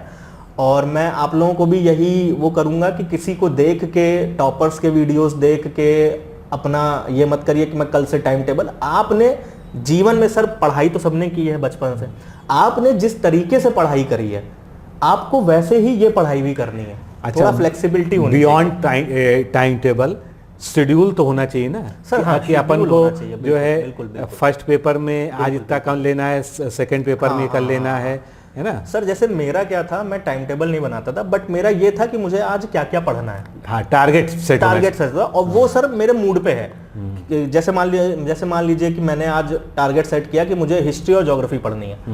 अब वो सर मैं जैसे मान लीजिए जितने बजे उठा, उसके बाद मेरे जो मूड में आया तो ज्योग्राफी उठा ली, फिर ज्योग्राफी 2 घंटा पढ़ा, उसके बाद मन करने लगा तो हिस्ट्री उठा ली। बट ये फिक्स है सर कि हिस्ट्री और ज्योग्राफी ही पढ़नी है। तो ये इंपॉर्टेंट है। मतलब सर फ्लेक्सिबिलिटी इतनी, मतलब आपको मीडियम पाथ अपनाना है मेरे अकॉर्डिंग। बुद्धिज्म का जो मध्यम मार्ग है वो अपनाइए, फ्लेक्सिबल रहिए। और ये जरूर अपने मन में रखिए कि आपको पूरे दिन में करना क्या है। एकदम क्लूलेस नहीं होना चाहिए आपको, क्योंकि सर फ्लेक्सिबल होने में और क्लूलेस होने में फर्क होता है। बिल्कुल बिल्कुल। अच्छा, मेंस के लिए कुछ मतलब जैसे किसी खास आपने कोई नोट्स के कहीं का स्टडी मटेरियल या कुछ खास बुक्स, मतलब जनरलाइज्ड बुक्स सभी को पता है क्या क्या पढ़नी चाहिए, है ना, वो सभी को लगभग सब ये आइडिया है। और आपने उसके लिए क्या एफर्ट मतलब किया था, कुछ स्पेशल जो है? सर मेरा सर देखिए ऐसा था कि जो भी सर जैसे मॉडर्न बुक्स है यहाँ पे लखनऊ में, सर मैं वहाँ जाता था, मैं वहाँ देखता था कि मुझे जो मटेरियल सही लगता था। सर मेरा ध्यान ये रहता था कि वो कम हो। अच्छा, बुक की दुकान पे जाना भी बहुत सेटिस्फाइंग होता है। सर वो बहुत मैं सर आपको बताऊं, मेरे अच्छा मुझे शौक भी है बुक्स खरीदने का, बट जैसे सर आपको पता ही है कि टाइम नहीं मिल पाता है। तो सर मेरे पास इतनी बुक्स पढ़ी हैं जो मैंने खोली भी नहीं है आज तक। अब मैं उन्हें खोलना शुरू करूंगा फाइनली। तो सर मेरा सर अप्रोच जो रहता था वो ये रहता था कि शॉप पे आप गए, वहाँ पे आपने देखा, उठाया, और सर उसमें सबसे पहली चीज़ तो जो मैं देखता था कि वो रीडेबल हो, मुझे समझ में आए, कि वो फॉन्ट अच्छा हो, रीडेबल हो, हाँ। मतलब बहुत मोनोटोनस ना हो कि एकदम मतलब जैसे कि कोई पुराने जमाने की ब्लैक एंड व्हाइट पिक्चर चल रही हो वैसा ना हो, और सर क्रिस्प हो, मतलब ये नहीं कि अगर आप GS1 का मटेरियल बनाए तो आपने 500 पेज का अब मैं बना दिया। किसी कोचिंग का नाम नहीं लेना चाहता हूँ। कुछ कोचिंग्स हैं उनका अगर एक छोटा सा आर्थिक समीक्षा भी आती तो है भी तो वो कम से कम 100 पन्ने की 100 आर्थिक पन्ने समीक्षा की, निकालते हैं ना। सर, जबकि आर्थिक समीक्षा में 100 पन्ने का क्या पढ़ना, उससे कोई अच्छा मतलब जो है जो निर्मला सीतारमण ने वहां से PDF दिए वही पढ़ लो, जो पढ़ लो, सही बात है। आर्थिक समीक्षा पढ़ने का मतलब है कि 2 से 3 2 से पन्ना 3, हाँ सर, है ना। सर उसमें अगर आप इकोनॉमिक सर्वे में 2-3 घंटे से ज्यादा दे रहे हैं तो वो टाइम वेस्ट है। हाँ। इससे ज्यादा आपको अपना टाइम नहीं देना है उसमें। कुल मिलाकर जो है जो शिवांशु जी कहना चाह रहे हैं कि लोगों की सुन लीजिए कि कौन क्या बता रहा है, लेकिन खुद जाके बुक्स को परखिए, क्या आपको बुक समझ में आ रही है, आपको पढ़ने में इंटरेस्ट आ रहा है कि नहीं आ रहा है, क्या उसका मटेरियल संक्षिप्त है, जैसा एग्जाम ओरिएंटेड होना चाहिए वैसा है कि नहीं है। मतलब PCS जैसा जो एग्जाम है इसमें आप बहुत ज़्यादा सुनी सुनाई बातों में या किसी से इंस्पायर होके जो है वो करने लगेंगे तो हो सकता है गलती हो जाए, हो सकता है सही भी हो लेकिन गलती भी हो सकती है। और सर अगर किसी की ये आदत है, जैसे कुछ लोग की सर मैंने देखा है वो आदत होती है, वो कुछ भी करेंगे तो 4 लोगों से पूछेंगे और उनके हिसाब से करेंगे। अगर आपकी ये आदत है तो मैं हाथ जोड़ के आपसे रिक्वेस्ट कर रहा हूँ कि प्लीज ये आदत छोड़ दीजिए। अपने दम पे आप पढ़ाई करेंगे, अपने दम पे आप मेहनत करेंगे और अपने दम पे ही एग्जाम निकालेंगे। ये आदत छोड़ दीजिए। देखिए, एक होता है एडवाइस लेना और एक होता है किसी को एकदम ब्लाइंडली फॉलो करना, वो बंद कर दीजिए। आप अधिकारी बनने वाले हैं सर, वो कहा जाता है ना हमारी फ्रेटर्निटी में कि आप अधिकारी के बनने वाले हैं तो आप अधिकारी की तरह बिहेव करना शुरू कर दीजिए, है ना। तो वो करिए अपने दम पे। देखिए, आप नॉलेज लीजिए, आप वीडियोस देखिए यूट्यूब पे, टॉपर्स के वीडियो, कोई इशू नहीं है, लेकिन आपकी अपनी एक पर्सनैलिटी है। हर किसी, ऐसा हो सकता है कि मुझे सर जो किताब बहुत पसंद है या जो किताब मेरे लिए बहुत कंफर्टेबल हो वो किसी और के लिए ना हो। हाँ। तो आप अपने दम पे अपने हिसाब से फैसले लीजिए, सुनिए सबकी, करिए अपने मन की, अपने हिसाब से एक और फैसले लीजिए। जो है बहुत मतलब चर्चा में रहता है क्योंकि हम लोग डिटेल बात कर रहे हैं, नोट्स बनाने का क्या जो है, नोट्स क्या होता है, और मतलब नोट्स बनाते थे आप जो है। सर मैं आपको सच बताऊं, मैंने नोट्स बहुत नहीं बनाए। अगर आप मुझसे अभी नोट्स मांगेंगे ना, मेरे नोट्स सब अलग अलग पड़े हुए हैं। सोशल जस्टिस का 4 पन्ना अलग होगा। मैंने सर कभी भी बहुत ज़्यादा फोकस नोट्स बनाने पे नहीं किया है, मैं आपको सच बताऊं। क्योंकि सर आजकल क्या है ना, अब जैसे आपने अभी कहा कि जैसे इकोनॉमिक सर्वे है, अब सर इकोनॉमिक सर्वे में मैंने देखा था आपने जो PDF बना के दिया था वो बहुत अच्छी थी अपने आप में। वो 2-3 पेज है, बस उतना ही पढ़ाया तो सर जाता जब आप मेहनत कर रहे हैं तो अननेसेसरी मेहनत हम लोगों को क्यों करनी है ना। तो अगर सर 2 चीजें हैं, या तो कोई अच्छा मेंटर ढूंढ लीजिए, हाँ, है ना, हाँ, और उसके अकॉर्डिंग अच्छा से सर करिए। बात ये है कि नोट्स बनाने में समय लगता हाँ। है ना। और पहले चलिए समझ में आता था क्योंकि रिसोर्सेज नहीं थे लोगों के पास, बट अगर अभी भी आप नोट्स बनाने में 2-2, 4-4 महीने वेस्ट कर दे रहे हैं तो वो सर वेस्टेज ऑफ टाइम है। आप जिस भी कोचिंग को फॉलो करते हैं आप उसका मटेरियल उठाइए, जैसे सपोज बजट पे कुछ आया और उसको एनालाइज करिए। अंधानुकरण नहीं करना है, एनालाइज करिए। ये नहीं कि बजट पे उन्होंने 100 पेज दे दिया तो अब 100 पेज पढ़, नहीं, 2-3 पेज हों, 4-5 पेज हों, उसको देखिए, उसमें अंडरलाइन करिए, बार बार उसे पढ़िए। और उस सर हाँ, एक चीज़ मैं ये करता था कि जो डायग्राम्स होते हैं, जो डायग्राम्स या फ्लो चार्ट्स होते हैं, उनको मैं ज़रूर नोट करता था अलग से। मैं भले प्रॉपर नोट्स ना बनाऊं, क्योंकि सर मुझे लगता था कि मैं सेंटेंस फ्रेम कर सकता हूं। मैं सेंटेंस फ्रेम करने में हमेशा से अच्छा रहा हूं, क्योंकि सर शेर व शायरी भी देखी है मैंने, पढ़ा लिखा है, मतलब करता भी हूं। तो सेंटेंस फ्रेमिंग मेरी हमेशा से, वाक्य विन्यास मेरा हमेशा से अच्छा था। तो सर मैं एक एक पॉइंट नहीं नोट करता था, लेकिन हाँ, जैसे मान लीजिए कोई डायग्राम मिल गया बहुत अच्छा, कोई फ्रेज मिल गया बहुत अच्छा, और कुछ कोट मिल गया मान लीजिए, डेटा है, कोट है, डेटा है, तो वो सर मैं जरूर नोट करता हूँ। वो आपको मेरे पास मिलेगा कॉपी में, लेकिन पूरे सेंटेंसेस आपको नहीं मिलेंगे। तो अगर कोई सर मेरे नोट्स मैं ही पढ़ सकता हूँ। नहीं, ऐसे होने ही चाहिए। हमको दुनिया में बांटने भी नहीं है, ना उसको दिखाना है। अच्छा, मीडियम आपका इंग्लिश ही था? जी सर। ना, इंग्लिश मीडियम से ही आपने दिया है ना? अच्छा, तो इंग्लिश वर्सेज हिंदी का जो मतलब एक कहा जाता है, एक मतलब चर्चा में रहता भी है, और ये भी इस बात से इनकार नहीं किया जा सकता है कि इंग्लिश में सफलता दर ज़्यादा है, चाहे UPSC है, चाहे उसके नीचे के एग्जाम्स हैं, है ना। लेकिन ये इस बात को भी नहीं इनकार किया जा सकता कि हिंदी में कोई समस्या है, हिंदी से भी चयन होते हैं प्रॉपर जो है। तो लैंग्वेज को लेके क्या मतलब था आपका जो है? सर मुझे सर जो सबसे बड़ा फैक्टर लगता है ना, वो हिंदी वर्सेस इंग्लिश करेंगे सर। जैसे देखिए दोनों, अब जैसे इंग्लिश मान लीजिए मुझे एक सेंटेंस लिखना है, अब सर मुझे उस पर ऊपर लाइन नहीं खींचनी है। हिंदी में अगर मैं एक सेंटेंस लिख रहा हूँ तो मुझे सब पे ऊपर लाइन खींचनी है। अगर मैंने लिखा अधिकारी तब भी उस पे ऊपर लाइन, तो सर बिल्कुल, अब वो कहने को 1 सेकंड की चीज है, लेकिन पूरे पेपर में सर वो कम से कम 2 से 3 मिनट ले जाता है। ये सर मुझे लगता है एक बहुत बड़ा फैक्टर है कि हिंदी के स्टूडेंट्स, और सर मैंने देखा भी है कि हिंदी के स्टूडेंट्स को इंग्लिश के स्टूडेंट्स की तुलना में पेपर कंप्लीट करने में दिक्कत होती है। सर उसके रीजंस यही हैं। पहला रीजन तो ये है लाइन खींचने वाला। दूसरा रीजन सर ये है कि जो आम बोलचाल की हमारी भाषा है वो एग्जाम में लिखने लायक है नहीं। तो उसमें बच्चे डाइकोटमी में रहते हैं, जो हिंदी मीडियम के बच्चे हैं खास तौर पे, क्योंकि बोल वो कुछ रहे हैं डेली लाइफ स्टाइल में, लिखना उनको कुछ और है। तो सर ये 2-3 फैक्टर्स जो है ना, ये लैंग्वेज के बहुत इंपॉर्टेंट है मुझे लगता है। बाकी जो आप मटेरियल वो भी सर फैक्टर्स हैं, बट ये सबसे इंपॉर्टेंट फैक्टर्स हैं। तो सबसे पहले जो हिंदी मीडियम के बच्चे हैं, मुझे लगता है उनको ये करना चाहिए कि आप जिस भाषा में एग्जाम लिख रहे हैं आप उसी भाषा में बातचीत भी करिए डेली लेवल पे। आप इंग्लिश मत यूज करिए कि हिंदी प्लस इंग्लिश, वो मत यूज करिए, क्योंकि वो मुझे लगता है कि क्योंकि सर अचानक से आप एग्जाम में जाके नेगेटिव इम्पैक्ट होता है उसका। अब सर जैसे मैं आपको एग्जांपल एक बहुत सिंपल सा देता हूँ कि जैसे समीक्षा अधिकारी का पेपर है, उसमें हमको हिंदी लिखनी होती है, हम उसमें डेली बोलचाल के शब्द इस्तेमाल नहीं कर सकते। तो सर जैसे हम लोग यूज करते हैं बारिश, अब हर कोई बारिश बारिश बोलता है, लेकिन एग्जाम में आपको लिखना है वर्षा, नहीं तो जो हिंदी स्पेसिफिक एग्जाम है उनमें नंबर कट जाएंगे, खासकर आरओ में। तो ये खासकर आरओ में। तो आप समझ रहे हैं, अब अगर आपकी आदत है बारिश बारिश बारिश, जो कि सबकी आदत है, आप एग्जाम में जाके अचानक से वर्षा लिख दें, ये मुश्किल है सर। तो इसीलिए जो भी हिंदी मीडियम वाले बच्चे हैं, या अगर आप आरओ का एग्जाम दे रहे हैं, इंग्लिश मीडियम के होके आप आरओ का एग्जाम दे रहे हैं, तो इन सारी चीजों पे ध्यान रखिए कि आपको जो लिखना है वही। आरओ से याद आया, डेली बोलचाल समीक्षा अधिकारी इस बार निकलना है ना। हाँ सर, उम्मीद तो है, भगवान ईश्वर की कृपा। बाकी तो मैं अपील किए दे रहा हूँ सभी की तरफ से कि समीक्षा अधिकारी में अभ्यर्थन वापस अगर मांगना जाता है तो आप अपना जो है बात कर दीजिएगा। जो लोग भी ये वीडियो देख रहे हैं, मतलब पूरी छात्र कम्युनिटी, पूरा जो एस्पायरेंट्स का जो है वर्ड है, उसके लिए मैं कहता हूँ कि अगर आपका चयन 2024 के पीसीएस में हो गया है तो आपके लिए समीक्षा अधिकारी जैसी पोस्ट का कोई यूज़ नहीं है।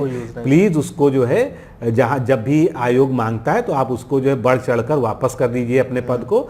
आपकी जगह 30-40 जो है, अगर सभी लोग छोड़ देंगे तो 30-40 नए पद जो है आ जाएंगे। सर किसी का भला हो जो जाएगा, 1 नंबर से लटकने वाले लोग हैं वो जो है कम से कम, क्योंकि ये दर्द ये भी जानते हैं, पिछला समीक्षा अधिकारी इनका जो है 4-5 नंबर से रह गया था, है ना सर। बहुत मतलब वो अच्छा। तो आप सब ये सर जो बोले हैं, आप लोग प्लीज अपना अभ्यर्थन वापस ले लीजिएगा, क्योंकि मैंने देखा है लोगों को थोड़ा सा फ्लेक्स करने की आदत होती है कि मैं यूपीएससी में भी हो गया, मेरा समीक्षा अधिकारी भी हो गया। तो आप सर देखिए, ये फ्लेक्सिंग आपकी 4 दिन चलेगी। आपने अभ्यर्थन वापस ले लिया तो आप किसी की पूरी जिंदगी बना दोगे। बिल्कुल बिल्कुल। तो इन सब शोशेबाजी पे थोड़ा सा आप लोग प्लीज ध्यान कम रखिए, क्योंकि ये शोशेबाजी 4-5 दिन की है। उसके बाद आपका कैरेक्टर, आपका कंडक्ट, आपका काम ही आपके काम आने वाला है। तो शोशेबाजी से थोड़ा दूर रहिए। चलिए अगला स्टेप हम लोग चलते हैं, अभी इंटरव्यू की तरफ आते हैं। ठीक है, जो लोग भी पीसीएस की तैयारी में आते हैं नए, तो इंटरव्यू को तो वो सोचते ही नहीं कि इंटरव्यू भी हमको देना है। उनको लगता है तो अभी बहुत दूर है, फिर देखा जाएगा, तैयारी कर लेंगे, है ना। लेकिन आपका चयन हो चुका है, आपने हमारे संस्थान में 3 मॉक इंटरव्यू दिए हैं। ठीक है, इंटरव्यू जब हम लोग मॉक देते हैं मेंस के बाद जो है तैयारी के लिए, तो क्या क्या दुश्वारियां सामने आती, क्या समस्याएं लगती कि अरे ये हमको पहले ही कर लेना चाहिए था, ये पहले ही सोच लेना चाहिए था? सर एक तो जानते हैं, इंटरव्यू एक ऐसी चीज है जिसकी आप तैयारी नहीं कर सकते। बिल्कुल। आप प्री की तैयारी कर सकते हैं, 2-3 महीना मिल गया, आप मेंस की तैयारी कर सकते हैं 6-8 महीने में। आप इंटरव्यू की सर तैयारी नहीं कर सकते, क्योंकि अब, और वो भी सर तब जब इतनी टेक्नोलॉजी और सब आ गया। अब जैसे आजकल तो इतने ग्रुप्स हैं टेलीग्राम पे, अब हर कोई ट्रांसक्रिप्ट शेयर कर रहा है। सर मैं आपको बताऊं, मेरा इंटरव्यू आपको तो पता ही है 12 मार्च को था, ऑलमोस्ट 1 महीने बाद। उसके बावजूद भी सर मुझे समझ ही नहीं आया कि मैं तैयारी क्या करूं, मैं क्या पढ़ूं। और फिर सर जब मैं जो पढ़ के गया था वो उन्होंने पूछा ही नहीं। तो इंटरव्यू बड़ी ही विचित्र सी चीज है, और आप चाहे जितना चैट जीपीटी जेमिनाई जो ले आइए, इंटरव्यू सर जो है ना, वो हमेशा आपका जो जीवन चरित्र रहा है पूरे जीवन, जब से आप पैदा हुए से लेके अब तक वो वही रहेगा, उसमें सर कोई भी टेक्नोलॉजी आपकी मदद नहीं कर पाएगी। इसीलिए सर मैंने शुरू में ही बोला कि आप एग्जाम की तैयारी कर रहे हैं तो कूप मंडूक मत बनिए, इंट्रोवर्ट मत होइए। हाँ। कूप मंडूक मत बनिए। दीन दुनिया में क्या चल रहा है, लोगों से बात करिए, अपने परिवार से बात करिए, क्योंकि सर देखिए कल को आप अधिकारी बनेंगे, आपके अंडर लोगों को, तो सर अगर आपको कम्युनिकेशन नहीं करना आएगा आप कैसे मैनेज करोगे? तो बहुत इंपॉर्टेंट है। वैसे भी आप लोगों ने भी देखा होगा, किसी ऑफिस में जाइए, वहाँ कोई दब्बू अधिकारी बैठा होता है तो उसकी अजीब सी इमेज होती है पूरे ऑफिस में, उसकी इज्जत भी अलग तरीके की होती है ना। और वहीं पर कोई तेज तर्रार अधिकारी होता है तो आदमी संभल के उसके कमरे में जाता है। अब तो वही सर है सर, एक वो बोल्ड, एक वर्ड होता है बोल्ड, तो आपको बोल्ड होना है, आपको ये अंदाजा होना चाहिए कि आपके हाथ में लोगों के जीवन बदलने की पावर है, ताकत है, आपको उस ताकत को यूटिलाइज करना आना चाहिए। जैसे फॉर एग्जांपल हमारे एक बहुत अच्छे सर चुनाव आयुक्त रहे हैं, chief election commissioner TN Seshan ji, उनके पहले तक सर लोगों को पता ही नहीं था कि चुनाव आयुक्त कैसे काम करता है, उसकी क्या पावर होती है। वो सर जब आए हैं तो उन्होंने दिखाया है कि एक संवैधानिक पद की क्या पावर होती है। उन्होंने पूरा सर सिस्टम बदल दिया, जो भी बूथ कैप्चरिंग या जो भी इश्यूज थे उन्होंने सर सब बदल दिया। वो कहते थे कि उनके वो ही यूज्ड टू से दैट कि चुनाव में है अगर तो चुनाव मेरा है, फिर कोई भी पॉलिटिशियन या कोई भी वो मेरे रास्ते में नहीं आएगा। और सर उनका कंडक्ट देखिए आप, उनकी मिसालें दी जाती हैं आज।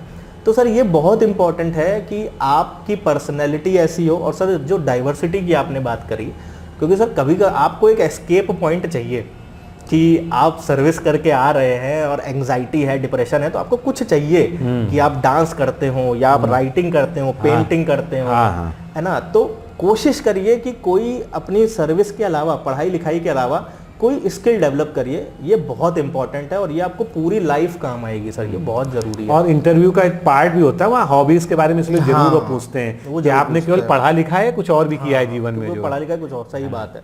वो सर वही जानना चाह रहे हैं कि आप कितने ज्यादा मल्टी डायमेंशनल होने की कोशिश करिए। और एक किस्सा मुझे याद आया जो है शिवांशु की बातचीत में। एक हमारे मित्र थे, जब हम साथ में हम लोग भी तैयारी करते थे, तो उनका क्या था, वो प्रयागराज में रहते थे, जितने समय वो पढ़ते थे वो फॉर्मल्स में रहते थे, शर्ट पैंट, लेदर वाले शूज, और मेज कुर्सी पे वो कभी लेट के या बैठ के नहीं पढ़ते थे, मैंने कभी तो जीवन में नहीं देखा।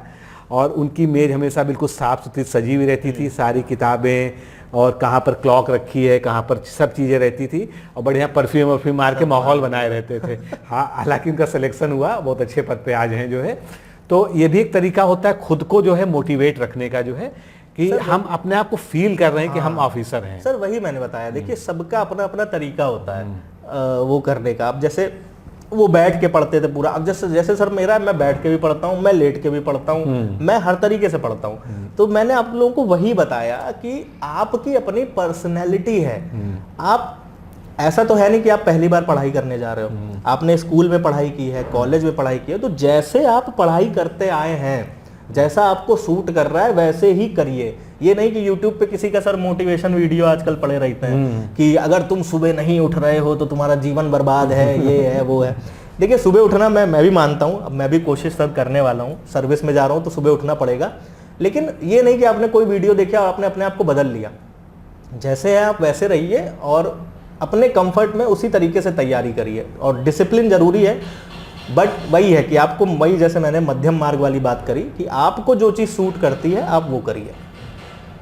तो इंटरव्यू में जब आप गए इंटरव्यू देने, प्रिपरेशन तो आपकी हो ही गई थी, आपने यहाँ भी प्रैक्टिस की, हम लोग के ग्रुप में काफ़ी डिस्कशन इस पर होता रहता था, ऑनलाइन मीट्स में हम लोग जुड़ते थे जो है इंटरव्यू के बारे में।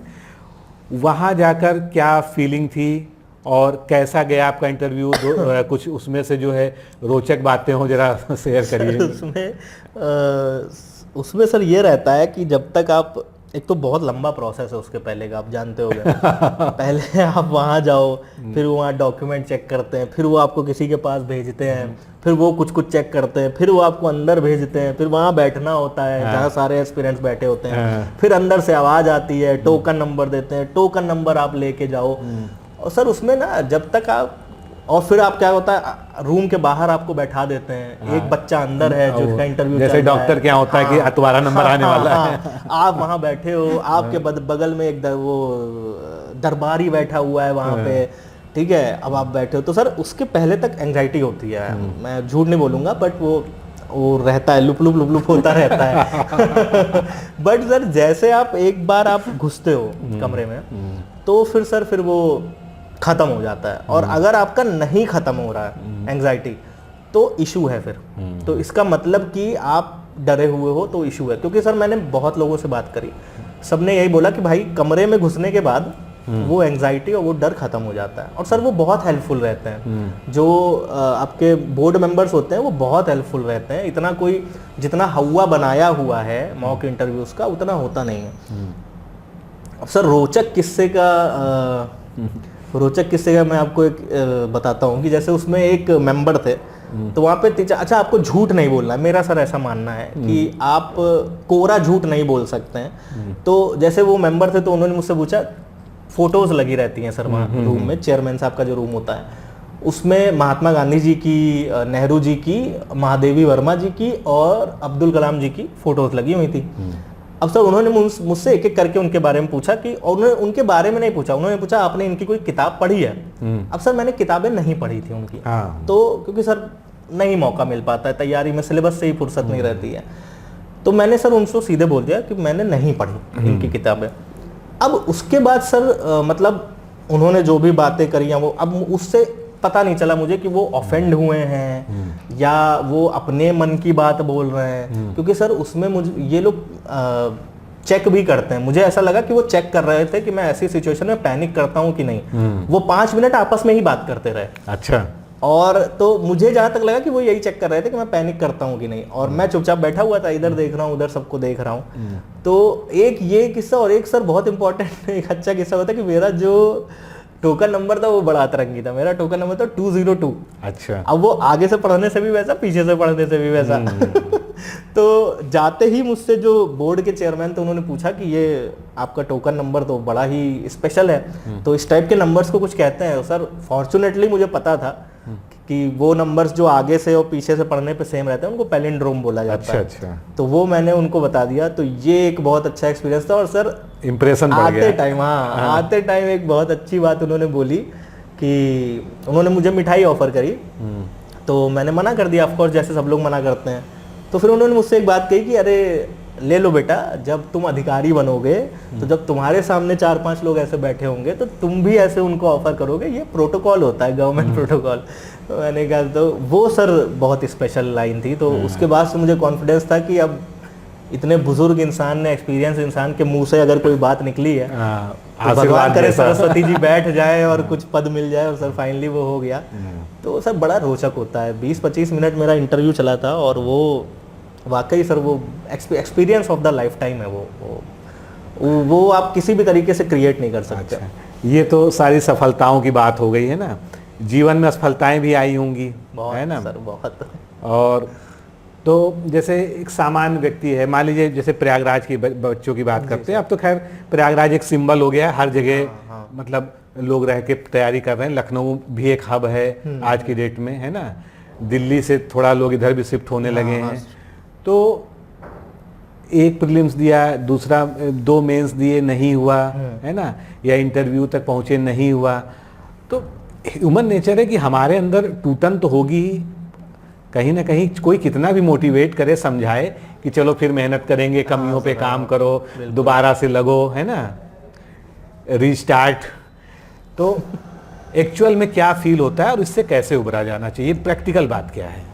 सर देखिए, जैसे मैं बताऊं तो मैं सर इस टाइप का इंसान हूं कि अब मैंने इंजीनियरिंग की है, मेरे साथ के सब बच्चे बहुत अच्छी जगह पे हैं। कोई फॉरेन में है, कोई जैसे मेरा एक फ्रेंड है वो आयरलैंड में है, और भी बहुत दोस्त हैं, कोई लंदन में है, कोई कहीं है, कोई गेट निकाल के इंडियन ऑयल में काम कर रहा है, कोई कहीं। तो सर मेरे दोस्त बहुत अच्छी जगह पे हैं। बस सर मैं ऐसा इंसान हूँ कि मैं किसी को देख के मुझे फील नहीं आता है कि अरे यार ये तो यहाँ पहुँच गया तो मैं यहाँ क्यों नहीं पहुँचा। मुझे वो चीज़ सर मेरे अंदर नहीं है। मतलब मेरा ये है कि मैं क्या करना चाहता हूँ, मेरा मन क्या चाहता है और मैं क्या कर रहा हूँ। मैं ऐसा इंसान हूँ सर, उसके बावजूद उसके बावजूद भी मैं आपको बताऊं कि ऐसा कोई दिन नहीं गया है मेरी तैयारी में कि मेरा दिमाग ना भन आया हो, ऐसा कोई दिन गया ही नहीं है। एक तो सर मैं ओवर थिंकर हूँ, मेरा माथा चलता ही रहता है, पूरा पूरा दिन चलता ही रहता है। मैं अगर नहीं सो रहा हूँ तो मेरा दिमाग चलता ही रहता है, कुछ ना कुछ चलता ही रहता है। तो सर ये देखिए नॉर्मल सी बात है, ये बहुत नॉर्मल है। आपको कभी कभी लगेगा कि यार हम किसी लायक नहीं हैं, है ना, हमसे कुछ नहीं होगा और हम माँ बाप पे बोझ हैं। जैसे सर मुझे भी लगता था कि भाई मेरे भाई हैं, मैं वो मुझे पैसा दे रहे हैं, है ना, तो लगता है सर कि आप ऐसा है। बट देखिए घूम फिर के वही बात है कि सर एक फैक्टर जो बहुत इंपॉर्टेंट है, जो लोगों को ध्यान में रखना चाहिए, जो मुझे लगता है कि सर मेरी जो भी जर्नी रही है उसमें जो भी असफलताएं रही है वो तो अपनी जगह है, बट सर ये रहा है कि मेरा प्रीलिम्स निकला है, मैंने मेंस लिखे हैं। तो सर ये बहुत ज़रूरी है कि आप कैसे आंकते हैं। जैसे फॉर एग्जांपल अगर अचीवमेंट को तो ध्यान रखने चाहिए, मतलब कुछ होना चाहिए आपके पास आगे बढ़ने के लिए। जैसे अगर मान लीजिए आप 4, 5, 6 साल हो गया किसी को और प्रीलिम्स में उसका बाई चांस नहीं हो पा रहा है, तो सर ये थोड़ा सा सोचने वाली बात है। हाँ।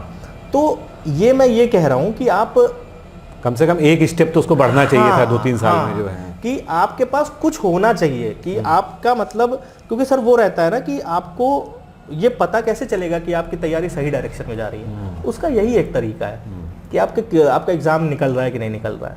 तो ये एक बहुत इंपॉर्टेंट फैक्टर है जिस पे आप लोगों को ध्यान देना चाहिए। और दूसरी सर जो आपने कहा कि कैसे उभरना है, तो सर वो मैंने आपको बताया कि कोई स्किल डेवलप करिए, अपना एस्केप पॉइंट। जैसे मेरा एस्केप पॉइंट है सर म्यूज़िक। मुझे सर बहुत ज़्यादा जब मैं परेशान होता हूँ और आगे भी शायद मैं यही करूँगा, तो सर मैं उठाता हूँ अपना गिटार और मैं 2-3 घंटा भनावन उसको खूब गिटार बजा के गाने गाता हूँ और मेरा माइंड तुरंत फ्रेश हो जाता है और फिर मुझे नींद आ जाती है और फिर अगले दिन उठ के कुछ याद भी नहीं रहता। तो ये बहुत इंपॉर्टेंट है कि आपको खुद की कंपनी एंजॉय करना आना चाहिए। दूसरी चीज़, अपने फैमिली से टच में रहिए प्लीज़। मैं फिर से कह रहा हूँ, अपने फैमिली से टच में रहिए। आप आइसोलेशन बहुत ख़राब है इस एग्ज़ाम के लिए, जहाँ सर आप 4-4, 5-5 साल एक ही कमरे में बिता दे रहे हैं और आप आइसोलेटेड हैं, सर वो आपकी मेंटल और फिजिकल हेल्थ के लिए बहुत ख़राब है, बहुत ज़्यादा। बिल्कुल, प्लीज़ आइसोलेशन में मत जाइए, ठीक है। आपको खुद की कंपनी एंजॉय करना है, आपको कमरे में बैठे भी रहना है। मैं जानता हूँ 24-24 घंटे आपको खुद के साथ रहना है, लेकिन बीच बीच में उठ के, जैसे मान लीजिए आप दिल्ली में रहते हैं और आपके पास कोई नहीं है, ना आपका दोस्त है ना फैमिली है, तो आप क्या करिए कि हर 1-2 दिन में अपनी फैमिली को फ़ोन कर लीजिए, दोस्तों को फ़ोन कर लीजिए, वीडियो कॉल कर लीजिए घर पे, है ना, कि घर पे आपके छोटे बच्चे भांजे भतीजे हैं वो क्या कर रहे हैं, है ना। थोड़ा निकल के मूवी देखाइए, है ना। जैसे सर अभी मैं गया था, धुरंधर दोनों पार्ट देखा है मैंने। अच्छा। तो और सर मेरा हमेशा से था, मैं मूवीज़ देखता हूँ बीच में, जैसे मैंने छावा भी देखी थी। तो इस तरीके से थोड़ा सा निकलिए बाहर, क्योंकि इंसान की जो संरचना है ना वो मशीन की तरह नहीं हुई है। अगर आप अपने आप को मशीन की तरह ट्रीट करेंगे तो बहुत दिक्कत हो जाएगी। फेलियर्स सर आएंगे, आपकी मेंटल पीस डिस्टर्ब होगी, आपको सेल्फ डाउट होगा, आपको ऐसा भी सर लगेगा कि छोड़ देता हूं मैं तैयारी, ऐसा भी आपको लगेगा। लेकिन फिर भी आपने अगर तैयारी शुरू करी है और रिजल्ट्स मिल रहे हैं, सर ये बहुत इंपॉर्टेंट है, ध्यान रखिएगा। अगर आपने तैयारी शुरू की है, आप मेंस तक जा रहे हैं, आपका 2 नंबर से 4 नंबर से फाइनल सिलेक्शन रुक रहा है, तो इसका मतलब कि आपको अब बस अपने वक्त का इंतजार करना है। जिस दिन सही समय आएगा, ईश्वर की कृपा होगी, आपका एग्जाम निकल जाएगा। लेकिन ये इंपॉर्टेंट है कि प्रोग्रेस क्या है। अगर प्रोग्रेस नहीं हो रही है बिल्कुल भी, तो सर सोचने की जरूरत है। बट अगर प्रोग्रेस है, आप मेंस तक पहुंच रहे हैं, इंटरव्यू तक पहुंच रहे हैं, तो लगे रहिए, अपने समय का इंतजार करिए, ईश्वर कृपा जरूर करेंगे। कुल मिलाकर शिवांशु ने जो शुरुआत में बात कही कि जीवन जो है पढ़ाई नहीं है, ठीक है, पढ़ाई जीवन का एक हिस्सा जरूर हो सकता है, लेकिन पूरा जीवन पढ़ाई नहीं है। इसलिए ऐसे भी उसमें इंडल्ज नहीं होना है कि सब कुछ खत्म करने, क्योंकि देखिए अनप्रेडिक्टेबिलिटी बहुत है, 0.01% चांसेस हैं सिलेक्शन के। क्योंकि तो शिवांशु देखो, अभी तुम सफल हुए हो, तुम बैठे हो मेरे साथ जो है ना, और वहीं पर सोचो केवल हमारे इंटरव्यू के ग्रुप में 25 लोग थे। सर देखिए, जिसमें से 8 लोग आज मतलब सोचिए। सेलेक्ट हुए हैं। सोचिए। तो 25 माइनस 8 कर लो, बाकी की स्थिति सोच सकते हो स्थिति ना। क्या होगी? और कोई हल्का नहीं था, कोई हल्का नहीं था। क्योंकि मैंने तो इंटरव्यू लिए कोई हल्का हैं, नहीं मैं दंग था उन लोग की नॉलेज से, उनकी पर्सनालिटी से। सर देखिए, मैं हमेशा सबसे बोलता हूँ कि जरूरी नहीं है कि आपने 12-15 घंटे मेहनत करी है, पढ़ाई करी है तो आपका सिलेक्शन हो ही जाए। हमेशा याद रखिए कि बहुत अनप्रिडिक्टेबिलिटी है सिविल सर्विसेज एग्जाम्स में, और लक एक बहुत बड़ा फैक्टर है। ईश्वर हाथ नहीं रखेंगे जब तक, तब तक सर नहीं होना है। मैं कौन होता हूँ सर? विराट कोहली ने बोल दिया है कि उसको जब देना होगा वो तभी देगा, तो हम लोग कौन होते हैं? तो अनप्रिडिक्टेबिलिटी बहुत है, ठीक है। ये गारंटी नहीं है कि आप मेहनत कर रहे हैं 12-15 घंटे फिर भी हो जाएगा। इसीलिए उस एग्जाम को अपना जीवन मत बनाइए, क्योंकि नहीं हुआ तो फिर आप खुद को संभाल नहीं पाएंगे सर। इसका एक बेटर वे ये है कि देखिए, आप अब जो है, जो समय है वो प्रैक्टिकल होने का है, ठीक है। पहले होता था कि हमने एक लक्ष्य तय कर लिया और हम बस उसी के पीछे पड़ गए, हमने अपना जीवन तबाह कर लिया उसमें, अगर नहीं हो पाया। आज के समय में जो स्मार्ट तरीका है और जो प्रैक्टिकल अप्रोच ये है कि आपके पास प्लान भी होना चाहिए, ठीक है। आप जो है, अगर आपको 2-3 साल में रिजल्ट्स नहीं दिख रहे हैं तो आप ये समझ लीजिए कि हमको साइड में एक प्लान अपना और तैयार कर लेना है। हम कोई प्रोफेशनल कोर्स कर लें, हम बीएड इत्यादि कर लें। आजकल बहुत सारे ऑप्शंस हैं। आप जो है, जरूरी नहीं कहीं रेगुलर आप कहीं कुछ ज्वाइन करके करें, आप जो है ऑनलाइन कोई डिग्री ले सकते हैं, कुछ कर सकते हैं। आपकी कोई हॉबी है, आप उस तरफ बढ़ सकते हैं। कुल मिला के एक प्लान भी होना चाहिए। जीवन जो है ऐसा नहीं कि एग्जाम से शुरू होगा, एग्जाम पे ही खत्म हो जाएगा। जैसे कि मैं आपको बताऊं, मेरा म्यूजिक तो सर मैंने कॉन्सर्ट्स में करता था, और उससे मैं अच्छा खासा अर्न करता था, और मैं वो अभी भी अर्न कर सकता हूं। मैं जब चाहूं तब अर्न कर सकता हूं। तो सर ये जैसे सर मैंने रिजिडिटी की बात करी ना, देखिए जैसे आपने भी सर देखा होगा, कुछ बच्चे होते हैं कि नहीं मैं सिर्फ यूपीएससी दूंगा, नहीं मैं सिर्फ यूपीपीसीएस दूंगा। मैं हाथ जोड़ के आप लोगों से रिक्वेस्ट कर रहा हूँ, ये गलती मत करिए प्लीज। देखिए मैंने बहुत लेट तैयारी शुरू की है, इसलिए बहुत सारे एग्जाम्स में मैं एलिजिबल ही नहीं था, तो मैं नहीं दे पाता था। वरना सर अगर मैं 20 साल की उम्र में फॉर एग्जाम्पल तैयारी शुरू करता तो सर मैं सारे एग्जाम्स देता। कोई भी एग्जाम छोटा नहीं है, यूपीएससी हो, यूपीपीसीएस हो, यूपी हो, कोई भी एग्जाम सर छोटा नहीं है। ये संकीर्ण सोच जो होती है लोगों की कि हम पेट नहीं देंगे, हम लेखपाल नहीं बनेंगे, ये मत करिए प्लीज, ये मत करिए। हर नौकरी सर देखिए, आप सरकारी नौकरी में तभी जा पाएंगे जब आप उसका सम्मान करना सीखेंगे। पहले तो अपने पद का सम्मान करना सीखिए। जो कर्मचारी हैं, जो सरकारी नौकरी वाले हैं, उनका सम्मान करना सीखिए। आपके घर में सर जो कर्मचारी आते हैं उनका सम्मान करना सीखिए। पहले तो सम्मान करना सीखिए, और जो एग्जाम है सर उसको रिस्पेक्ट दीजिए। बिल्कुल। मैंने जैसे सर देखा है, आपने भी देखा होगा कि बच्चे आते हैं, अरे बहुत हलवा पेपर था, अरे बहुत इजी पेपर था। ये मत करिए प्लीज, ये मत करिए। ये सर एक सिविल सर्वेंट को ये शोभा नहीं देता है, क्योंकि सर आपको आता है तो आसान है, नहीं आता है तो वो मुश्किल है। तो इसलिए ये काम मत करिए कि अरे ये तो बहुत हलवा था, ये पेपर तो बहुत आसान आता है, मैं नहीं दूंगा, मैं पेट नहीं दूंगा, मैं ये नहीं ये मत करिए प्लीज, ठीक है। जैसे एक ईगो भी होता है कि हम यूपीपीसीएस या यूपीएससी देंगे तो यूपीएससी को टच नहीं करेंगे। सर, और वो सर सुसाइडल है। वो ईगो सुसाइडल है। जैसे मेरे पास तो सर मजबूरी थी कि मेरी तो उम्र काफी हो गई थी, तो मैं हर जगह अपना फोकस नहीं बांट सकता था। बट मैं आप लोगों से यही कहूंगा कि आप सारे एग्जाम दीजिए, आप एक नौकरी पकड़ लीजिए, ठीक है। क्योंकि सर मेंटल पीस रहती है जब आपको लोगों से मांगना नहीं पड़ेगा ना, घर में और हर जगह कि यार मुझे फॉर्म भरना है, आप पेमेंट कर दो। वो सर एक अलग लेवल का मेरे संस्थान का एग्जाम्पल है। आप लोगों ने इंटरव्यू भी देखा होगा, उन्होंने समीक्षा अधिकारी निकाला, उसके बाद एसडीएम, डिप्टी एसपी उन्होंने अचीव किया। शिवांशु, आगे क्या प्लान है? मतलब अब ये यहीं पर रुकना है या अभी एक अटेम्प्ट और ट्राई करना है जो है? एसडीएम के लिए ट्राई करना है सर? अभी देखिए, अभी तो फिलहाल मैंने कुछ फाइनल नहीं किया है। अभी तो मैं थोड़ा सा प्रेजेंट में रहने वाला इंसान हूँ कि मैं थोड़ा सा भगवान पे चीज़ों को छोड़ता हूँ कि ईश्वर जहाँ ले जाना चाहेंगे वो ले जाएंगे। बट हाँ, थोड़ा सा सर झुकाव है। मतलब अगर आप ये समझिए 70-30 है, क्योंकि अभी आप तैयारी में रमे हुए हो 3-4 साल से कंटिन्यूअस। मोस्ट प्रॉब्ली मैं कोशिश करूंगा रैंक इंप्रूवमेंट की, कोशिश करूंगा मैं, ये करूंगा मैं। अच्छी बात है, और कोशिश भी करनी चाहिए, है ना, क्योंकि जिस पोस्ट पे आप हैं उसमें हायर लेवल पे जाने और सीधे एसडीएम से हायर लेवल जाने में जो है काफ़ी सर वही समय की बचत सर होगी। वही अभी बोला बच्चों के लिए कि आप लोग सारे एग्जाम दीजिए जिनमें भी आप एलिजिबल हैं, कोई नौकरी ले लीजिए, उसके बाद आपको जो करना है आप करिए। उसके बाद आप अपने, मैं ये नहीं कह रहा हूँ कि आप अपना मन मार लीजिए या आपकी जो इच्छा है आप वो नहीं करिए, नहीं बिल्कुल करिए, आप आईएएस बनिए, कोई इशू नहीं है, लेकिन पहले अपने आप को सिक्योर कर लीजिए, अपना मेंटल पीस खोज लीजिए, उसके बाद, क्योंकि सर बनते हैं लोग, मैंने देखा है लोग वर्किंग आईपीएस में काम करते करते वो आईएएस बनते हैं, है ना। तो ये कोई एक्सक्यूज नहीं होता कि मैं नौकरी कर रहा हूं तो मुझे टाइम नहीं मिल रहा है, बनते हैं, लोगों ने रिजल्ट लाके दिया है। तो इसीलिए रिजिड मत बनिए, फ्लेक्सिबल रहिए, सारे एग्जाम्स दीजिए, ठीक है, और एक बार कहीं पहुंच जाइए, उसके बाद आपको जो अचीव करना है उसके लिए मेहनत करते रहिए, और वो अचीव हो जाए फिर भी मेहनत करिए, क्योंकि जीवन में सर असली जो परीक्षा है वो शुरू होगी आपका सर्विस में जाने के बाद। तो शिवांशु जी, आप डिकोड एग्जाम के कैसे संपर्क में जाए और डिकोड एग्जाम के बारे में क्या आपने अभी तक धारणा बनाई जो है? सर जैसे कि जब मैं अपने दोस्तों का नाम ले रहा था तो उसमें मेरे एक बहुत अच्छे मित्र हैं ओम शरण मिश्रा, तो उन्होंने मुझे बताया सर के बारे में, उन्होंने मुझे सर का नंबर दिया और फिर मैं सर से जुड़ा, और सर ने मुझे एस्पिरेंट की तरह ट्रीट नहीं किया बिल्कुल भी।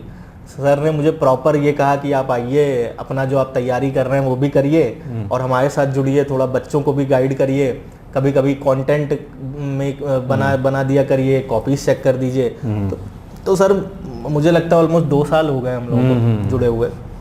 उसके बाद फिर मैं ग्रुप्स में भी था जब सर आरओ मेंस और उसकी प्रिपरेशन कराते थे, तो मैंने सर एक चीज़ जो नोटिस करी है वो ये है कि रेगुलर जो आपकी प्रैक्टिस आप कराते हो, और वो जितने भी लोग डिकोड से जुड़े हुए हैं उनको पता होगा कि आरओ में बहुत ही रिगरस प्रैक्टिस हुई है, मतलब बहुत जबरदस्त, इतनी जबरदस्त वो प्रैक्टिस हुई है कि हर दिन ग्रुप पे कुछ ना कुछ होता ही रहता था, कुछ नहीं हो रहा है तो चलो मुहावरे ही दे पूरा शेड्यूल चलता था, वो पूरा शेड्यूल चलता था। और वो सर बहुत ही अच्छी बात है। और जैसे एक और चीज़ जो मुझे बहुत अच्छी लगी वो ये है कि आप लोग जैसे 2000 जो भी अभी पिछला आरओ हुआ था उसमें काफ़ी सिलेक्शंस हुए थे आपकी कोचिंग 21 वाले में। हाँ, और मतलब ऐसा भी नहीं था कि आपने कहीं से भी उनको पकड़ लिया। मैं जानता हूँ कि वो बच्चे जुड़े हुए हैं डिकोड से, मैं जानता हूँ उन लोगों को पर्सनली। हाँ। तो ये सर एक बहुत अच्छी चीज़ मुझे लगी कि आप लोग मतलब ये नहीं करते हैं कि जबरदस्ती किसी को कि नहीं आप आइए, हम आपका नाम छाप दें, ये कर दें वो कर दें, मतलब जो सर एक जेन्युइननेस है वो बहुत ज़रूरी है। और सर एक और चीज़ मैं कहना चाहूँगा जो मुझे बहुत पसंद आई थी, वो ये थी कि आई थिंक शायद पीसीएस मेंस का बैच आना था या किसी का बैच आना था, तो सर आपने वो जो पुराने स्टूडेंट्स थे उनको फ्री में शायद अलॉट करवा दिया था। बिल्कुल। तो वो चीज़ मुझे बहुत अच्छी लगी कि सर का ये था कि भाई आप लोगों ने एक बार पैसा दे दिया है तो आप दोबारा पैसा क्यों देंगे, आप लोग सब ये जो नया बैच है उसमें जुड़ जाइए।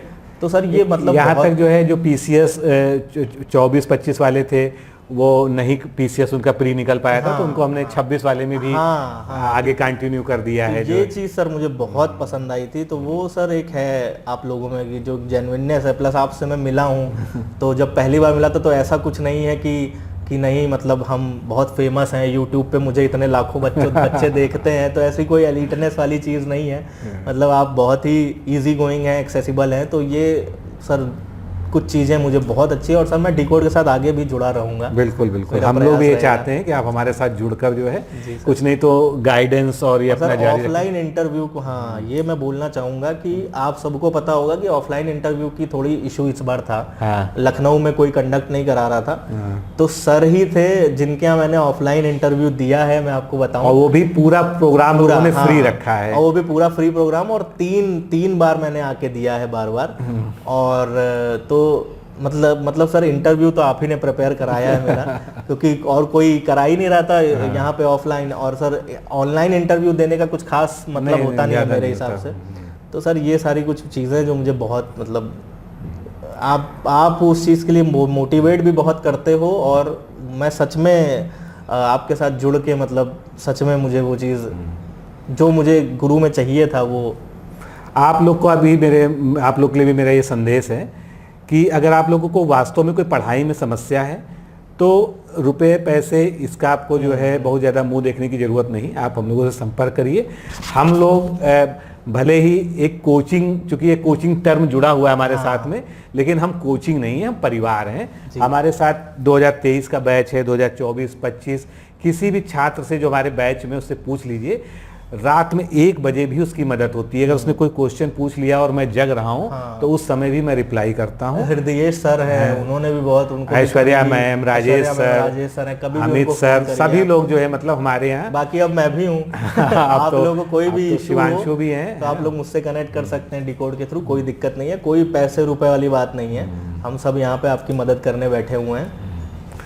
तो मित्रों जो है, आज हम लोगों ने शिवांशु से बात की जो है, और आपको लग रहा होगा कि मैं कुछ ज़्यादा ही जो है मतलब अनौपचारिक रूप से इनसे बात कर रहा था।